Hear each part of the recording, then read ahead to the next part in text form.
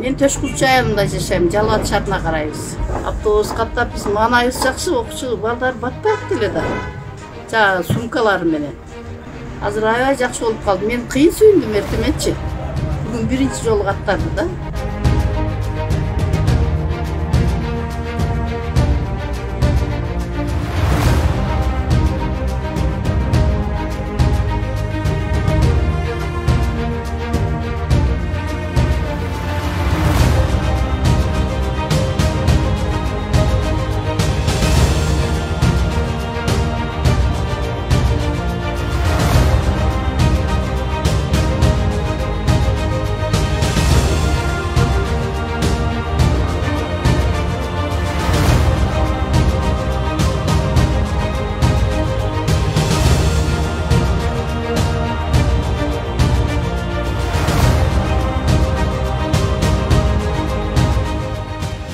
Бұл Төшкүлчү айылы.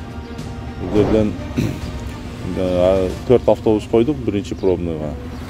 Әр бір автобустың аралығы 15 минуттен 20 минутқа чейин. Интервалы. Кечки саат 8-ге чейин каттым.